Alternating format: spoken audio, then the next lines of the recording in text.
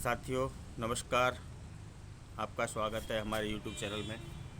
साथियों आज हम बात करेंगे ईपीएफ के बारे में कि ईपीएफ कहाँ पर लागू होता है, इसके क्या फ़ायदे हैं और ईपीएफ अगर कोई नियोक्ता कोई कंपनी नहीं दे रही है तो उसको कैसे प्राप्त किया जा सकता है और उसके लिए क्या और कैसे कार्रवाई की जा सकती है।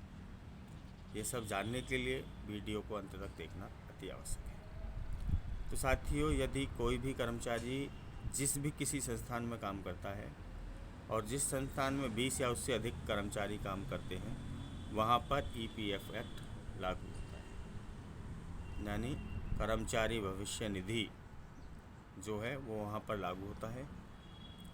और यदि कोई नियोक्ता कोई मालिक अगर आपको ईपीएफ की सुविधा नहीं दे रहा है, पीएफ नहीं दे रहा है, तो उसके लिए क्योंकि ये एक भारत सरकार की और सबसे बड़ी सोशल सिक्योरिटी होती है कर्मचारी की, और इसको देने की जो जिम्मेदारी है वो हर नियोक्ता की है।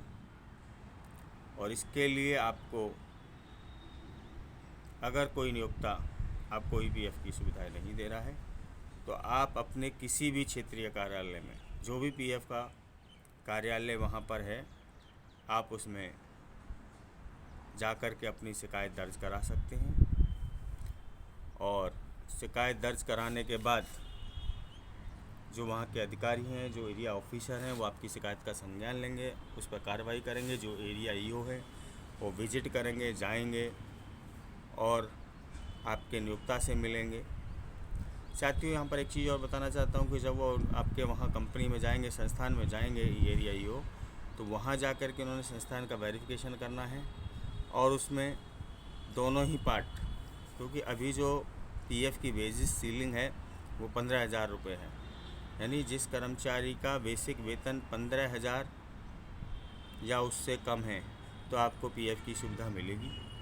और जितना पीएफ आपका कटेगा उतना ही पीएफ आपका कंपनी द्वारा भी जमा कराया जाएगा।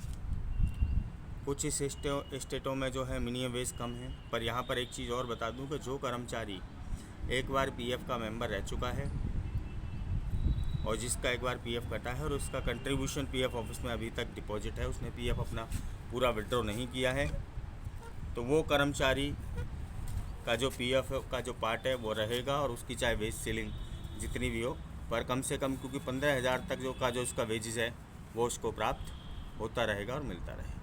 ये पीएफ का कंडीशन है। पीएफ के फ़ायदे क्या हैं कि आपका जो पैसा पीएफ में जमा होगा, जितना कटेगा उतना ही नियोक्ता द्वारा जमा किया जाएगा। और जमा करने के बाद जो पैसा आपको मिलेगा, जब आपकी उम्र 60 साल हो जाएगी तो आप उस पैसे को इकट्ठा हो जाता है, बीच में भी निकाल सकते हैं और आप अपने रिटायरमेंट पर भी आपका जो पीएफ का पैसा है उसको निकाल सकते हैं। उसके अलावा जब आप रिटायर हो जाते हैं तो आपको एक जो पेंशन का पैसा है वो पेंशन भी आपको ईपीएफ से मिलेगी, आपके डिपॉजिट और आपके कंट्रीब्यूशन के आधार पर आपकी लास्ट में जो भी ईपीएफ का पैसा होगा वो भी आपको मिलता रहेगा। तो ये था अभी तक का जो ज़रूरी चीज़ें थी कि क्या है। साथियों इसमें अगर आप ड्यूटी के समय आपके साथ कोई हादसा हो जाता है या ड्यूटी वक्त हादसा हो जाता है, या घर से जाते आते वक्त कोई ड्यूटी जा रहे हैं और आप ड्यूटी पर और आपके साथ कोई हादसा हो जाता है, तो उस केस में भी आपको एक ईडीएलआई का जो पैसा होता है वो भी आपको मिलेगा। जो ईडीएलआई का पैसा वो एकमुश्त मिलता है और वो अच्छी खासी एक रकम होती है एक मज़दूर आदमी के लिए, गरीब आदमी के लिए, जो कि उसकी काफ़ी अच्छी हद तक आर्थिक सहायता उस आदमी को मिल जाती है।